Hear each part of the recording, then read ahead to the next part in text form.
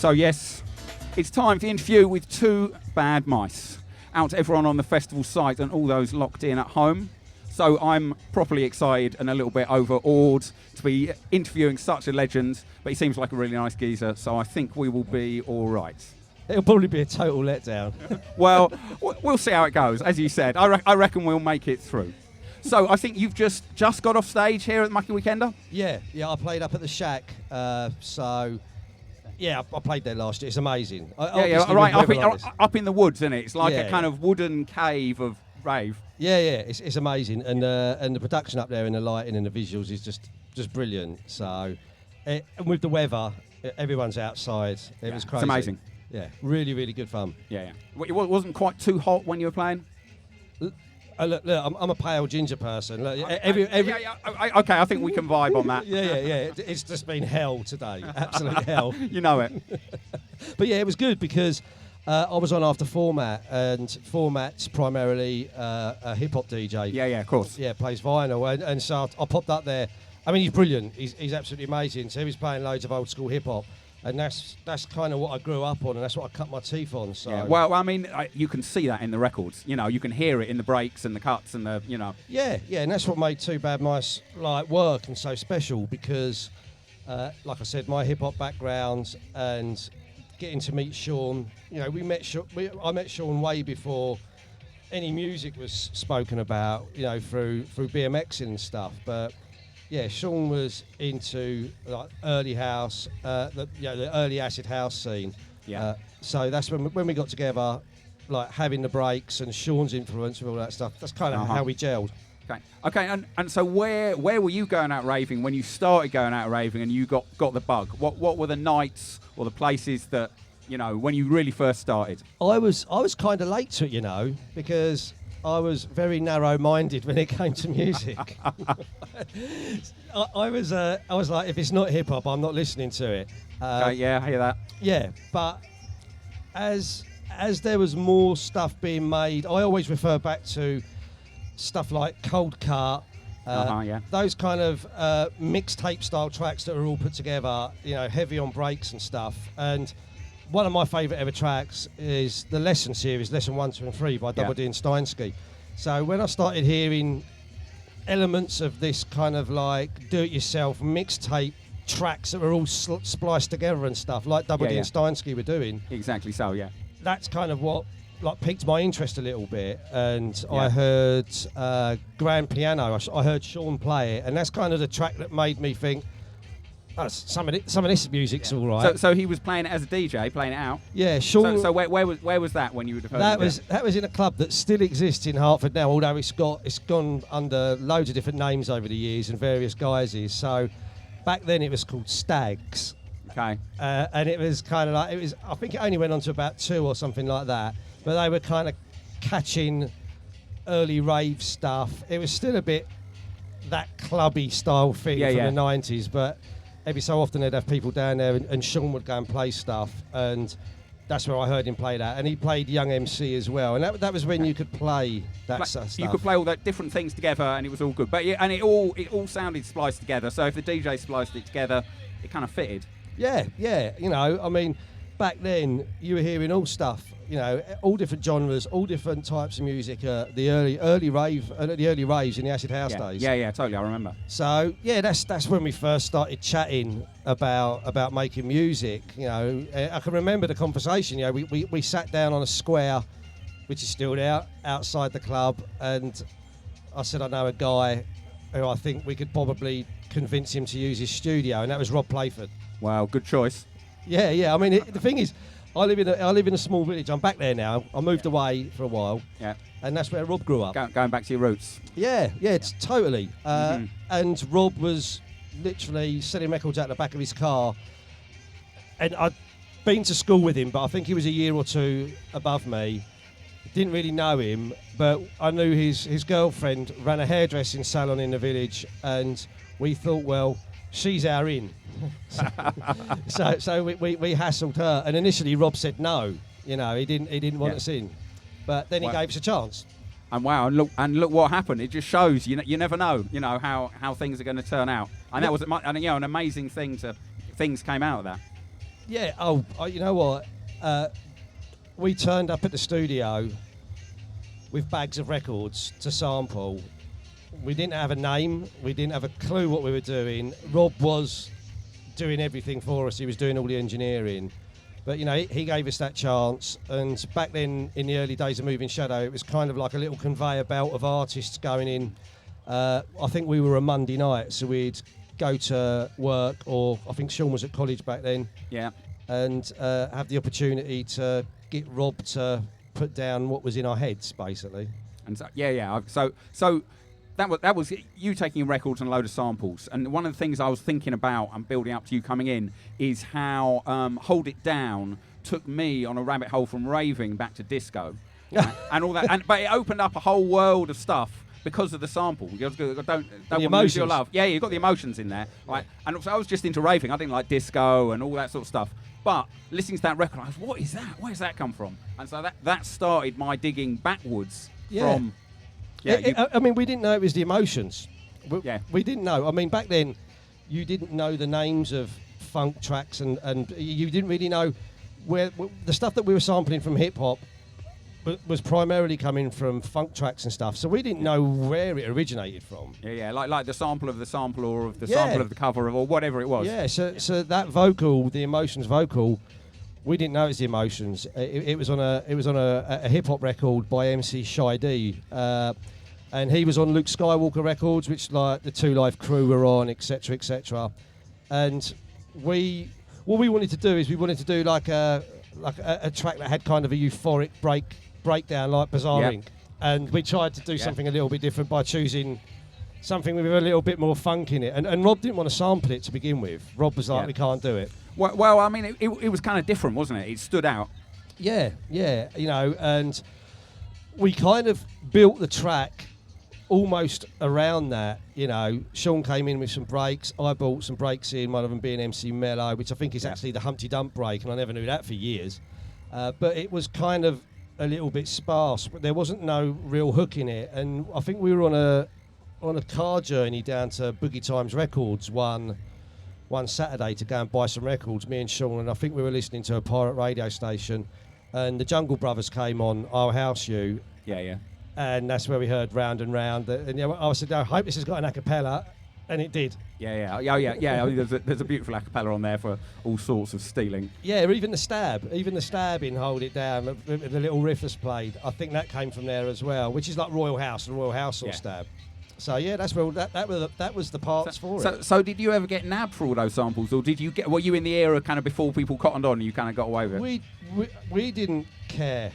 Well, no, we really did. None of us did. Yeah, back then it was sampling culture. You know what I mean? Yeah. We were kind of harking back to what they were doing in hip hop. You know, look, we didn't know about solicitors and cease and desist letters. We didn't know. We just went and did it. Neither did the record label, I bet. No. I mean, Rob actually was quite conscientious about things, and in some later tracks that we signed to the label, we had to be a little bit careful. But when we signed to an American label, and they heard the Jungle Brothers in there, and they heard the emotions, they were like, we can't use that.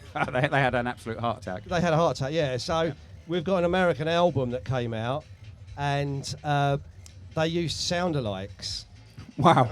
Okay, I mean, hey, whatever it takes. The Jungle Brothers sound-alikes, they're not too bad, you know. They're all right, but the people that they got to sing the emotions was a bit weak. I mean, not anyone can be the emotions, let's be honest. I mean... Nah, and the really weird thing is, the really strange story is, one of our closest friends on the label, Steve Frower from Cosmo and Dibs, I think Steve used to go in on a Tuesday, but you know, by then, after we'd been round a few times, we were kind of like going around there socially to hang out and meet the other artists. And Steve was doing his Cosmo and Dibs EPs, and he's a builder by trade. He still is, and I think he said that he got dropped off from work one day, and he was walking home, and he found a 7-inch record on the road, right?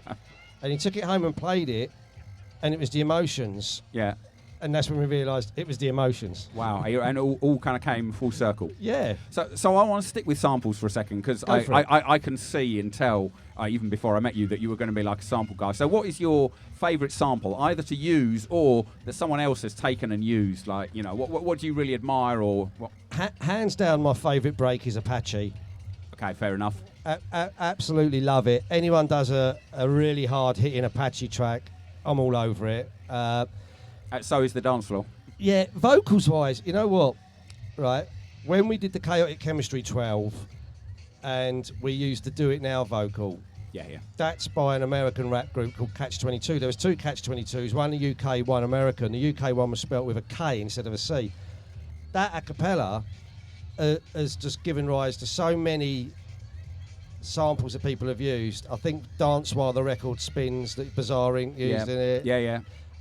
I love that a cappella. To this day, there's still bits in it, like little stabs and bits and scratches that I'm telling people to use. I've just recently kind of been working on a project with Dom and Roland. Oh, interesting. I can't wait to hear what comes out of that. Yeah, well, it's totally Dom, but I've been feeding him some samples, and he's been great. He's been going and finding them. So it's a full-on like D&B thing, but it's using a load of those samples again from well, they're like the classic elements, aren't they? You know. Yeah. So almost the foundational. Yeah, so those, and obviously, you know, the big rave-style pianos, you can't ever go wrong with those. So. You can't. Everyone loves a piano. Yeah. Or maybe it's just me, but yeah, it does something to you. Yeah. You can always find a track with a nice big rave piano, and if you want to get the crowd going, you're thinking, oh, this is going a bit bad, I'll sling this on. Yeah, it always works. And off you go. So I remember back in the day, and still, but certainly back when I was a young raver, it was hardcore will never die. That was slow, and you know it's pretty much proving itself true. I would say it's certainly a lot of life in it. There's a lot, you know, you can still get a lot of passion, emotion, and euphoria out of that music to this day with all ages. So, what's your kind of experience of the kind of rave scene as it is now? You know what? It's in such a healthy position. Like you say, to be. I'm so thankful that after, you know, over 30 years now of doing this, that we can still come to events like this and clubs, you know, travel all around the country, all around the world. We've been lucky enough to do that it's still relevant to people. And the great thing, there was kind of like a bit of a dull period a number of years ago where we were looking out and there was a lot of people that were our age and those crowds were getting smaller. Yeah, well, and we just go out less and less. Kids, mortgages, all that sort of stuff. Exactly. But then a few things happened, and like tonight, while I was playing, you know, there's loads of young kids getting into it, and I think there was a pivotal moment years ago when Paul Wolford came along and started doing his special request stuff. Yeah, you're not wrong. He kind of just said, yeah, this stuff is all right. I gave it that little... Yeah, this is relevant. And we found that we were getting booked to play at more raves where there was kids there. And they're the people that are going to carry this on. And of course. And they're making some amazing music as well. You know, I mean, like the current rave music that you can go and buy, go and listen to. The people that are doing that authentic rave sound, it's amazing. And new takes on it. It's in a great position. I think that actually a lot of drum and bass now is taking things from rave, still playing it as drum and bass. They're not, you know, but there's a lot of those elements, the uplifting pianos. You know, there's a lot of stuff in there these days. Yeah, that totally. Really just uplifting, happy. They might have done something a bit different, but the spirit of rave is there. Yeah. I mean, we're running a new label now, which is mainly jungle and D&B, and I just got a demo last week, which is amazing. Blew my mind because it's got a mad Apache in it, but that breaks down into kind of like a rave stab, but it's D&B. Yeah, and so new label. Tell me more. So obviously, I mean, a brief potted history of the demise of us at Moving Shadow. We left, I think it was 97. So after doing the Two Bad Mice and Chaotic Chemistry projects, we both went on to work for the label. Sean was doing all the design and loads of marketing stuff, and I was doing A&R, like signing people like Foul Play and that. And basically, we managed to move into a studio in London, and that was kind of hand in hand with Goldie's Timeless album. Okay, nice. So they were recording the follow-up to that, and we were working there, and things just didn't work out. You know, they didn't work out. We felt that we had to leave, so we went and started Partisan Records with One Little Indian. Yep. And that was great, but you know, and everybody looks back on Partisan and says, "Oh, it was an amazing label," and it was. But it definitely was. We needed to give it time, and I said, you know, we need to give this label 5 years. I mean, we were getting people like Total Science to do stuff back then, Paradox, Matrix. Yeah, big names. Yeah, they were still doing stuff, but we were part of a big label, so they needed to see a return on their investment. And you had the pressure. Yeah, and there's kind of guys hanging over you going, well, that only sold 400 copies and whatever. And I'm saying that you need to get these guys in and nurture them and make this label grow. Yeah. So in the end, I just went back to doing my full-time job. Partisan died. I mean, the guys carried on running it for a little while. And then we just went on doing, full-time stuff, working, full-time job. Sean was doing his, I was doing mine. And but we'd always stayed in touch with a lot of the Moving Shadow artists. Yeah. Well, you got some deep links from back then. Oh yeah, totally. Yeah, we was always chatting to them, always on the phone, seeing them at events and things. And some of the lads, it's not a witch hunt on Rob at all, but some of the lads would ring us up. They couldn't get in touch with the label. They found certain things difficult with the label. I don't want to throw mud because that's not what we're all about.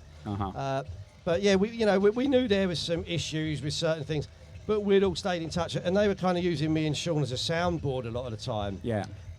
And we'd spoken about doing another label for years and years and years, and it had just never happened. And we held a meeting, and it was quite nice because I was trying to track down loads of Moving Shadow artists that I'd lost touch with as well. And I was using LinkedIn to find them and all that, and loads of people came down. Some deep rave research. Yeah. One of them I found out was a teacher at some school in High Wycombe or something. So basically, I hired a little pub down in London, and we met up and we all had a chat, and well, you got an interloper at the window just in case. Yeah. He loves it. We'll have to hear more from him later. And we had a meeting and we all had a little bit of a chat, and we came away from that meeting and we found that a lot of the lads, and some of them had travelled miles to come and meet up, and some of those guys hadn't been in a room with each other for 20 years. Wow, that must have been amazing. Yeah, it was mad. And I was getting loads of texts after saying, start a label, we'll be with you.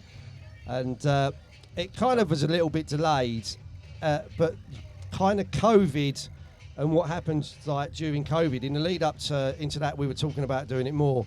And that kind of made us think, right, why are all these guys not making money out of music anymore? Yeah, so time to do something else. So what's the label called? It's called Overshadow. Overshadow. Oh, like it. Yeah. So yeah, I mean, we were like, okay, well, we've got to approach running this label differently because, back in the 90s, you could sell 5, 10, 20,000 records easy. Yeah, straight off. Yeah. Yeah, but it's a different world. It's a totally different so you world. can be doing vinyl as well as digital? We're doing vinyl, primarily vinyl. Okay. And basically, we spoke to loads and loads of small jungle labels and D&B labels that are keeping the scene alive at the moment.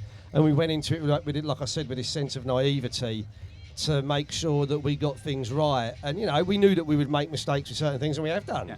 And so where can people go if they want to get hold of some of the vinyl? Overshadow Bandcamp page. Good old Bandcamp. Yeah. So Overshadow at Bandcamp. Yeah, and we've got a Shopify store, which is www.over-shadow.co.uk. And that's where they can pick up digitals and vinyl. But we went in and said, look, these guys who have been absolutely crucified by lockdowns and should be making money out of their music can't, because their gigs have stopped. They can't make money out of music because it's been devalued so much. So we said, right, we're going to charge more for downloads. Fair enough. We were told that wouldn't work, but it kind of has. You won't find any of our records on streaming sites because we don't agree with streaming sites. We think that devalues it. You lose control. You lose control of the music as well. We haven't got a mailing list. And we've got. Okay, so this is other than it's probably not out the back of your car boot. It's really back to the old school ways. Yeah, our sofa in our lounge at the moment has got about 250 records in mailers at the moment ready to go out, but we didn't send them out. We didn't send them out this week because of the heat wave. But it's all kind of DIY. We've got an amazing team behind us. Bex, my missus, does the socials. She's great with ideas. She's packing records. Sean, the other half of Two Bad Mice, does the website, does a load of design for us, and comes up with loads of ideas too. I always run ideas. That's nice. He's still around and involved. Yeah, we're great friends. We're best friends. We're out next week doing a gig in Bristol, and we've got a friend of ours up the road, Craig, who used to come out raving with us, still does. So actually, on that note, so next week in Bristol, where? Give us some more details. We're at the opening party for Document, which is a 3,000 capacity warehouse style venue. Nice. And we're there. Actually, it's nice because we're in room 2 with Gav, Nookie, But room 1, they've got Paul Wolford's special request. But I've not checked the set times yet. I can guarantee we're clashing with him. Standard. But yeah, I mean, Overshadow-wise, yeah, like I said, we've got a great team. We've got Craig just up the road who's done some amazing artwork for us. Brilliant guy. We've got Gary, who used to work at Moving Shadow as well, doing some of the covers. We've got a friend of Sean's who works with him called Dave, doing a load of bits and pieces. And also loads of people muck in. We've got QC guys that work with us who are friends, but also artists on the label, like Dave Tracks. So it's kind of a real family vibe. The whole family. Nice. Yeah. So I've got one question for you. And if I look at your discography as Two Bad Mice, it's not that big, actually. Do you know what I mean? There's not lots and lots of records, but the footprint that they left is so huge, and rightly so, gave you legendary status. What do you think? What was in the water, or what was inspiring you all to create such amazing stuff back then? We always put a lot of it down to our friends. We all used to meet up if we didn't have anywhere to go, and go around people's houses if their mum and dads were out, and smoke and do all sorts, get up to no good. But most of the time we would have pirate radio on, and if there was stuff that our friends liked, we'd like, okay, well that's kind of cool, they like that, and we would throw things together.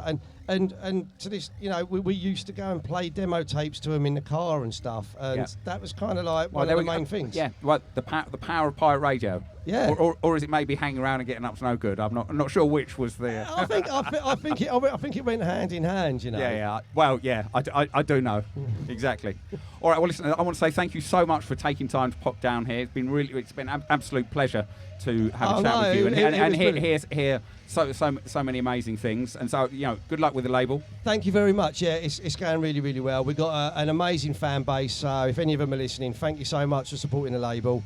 And if anyone's listening that's never been to Mucky Weekender, you should come. Yeah, you're absolutely right. I've mostly been just doing the radio here in the van, little thing, but I've been out and about and I can hear and see, and it's amazing, right? Yeah. Just the friendliness, the good people. Really, really good people, good ravers, right? There's a good rave spirit here, even around the non-raving music. There's a Yeah, and later tonight we've got Leroy from who used to be in the Prodigy.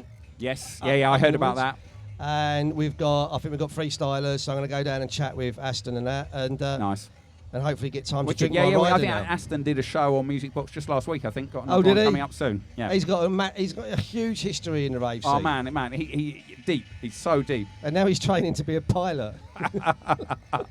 Some people don't know when to stop, do they? But good on him. Good on him. No, fair play to him. But no, it's a great festival. If you're thinking about something for next year, think about coming to this one. Yeah, definitely. It's nice and small. It's not so big you're going to get lost, but there's enough people to give it a good big vibe. You're not going to be like queuing for ages or walking for miles. It's all there, isn't it? And it's come from the mind of Barry. Yeah, the great Barry, who you can't escape on this site. The eye of Barry is watching you everywhere. Yeah, he was with us earlier outside our van. Yeah. And he's all over. You can see he's round checking it out. Like I got up early morning. I'm there. I go up for a shower, and he's there sorting this, doing that. And in the crowds. Yeah. That's what I mean. He's here. He's very, very much. Holding it down and hosting. Yeah, I love the guy, and he's been really kind to us, and he's helped me with stuff. So if you get a chance, do come. Yeah. Okay. And on that note, I think we'll close out with the tune we were talking about earlier. Thank one you. Of formative influences on me. So thank you very, very much, Simon. Cheers, Two Bad mate. Mice. Thank you very much. Well, we'll do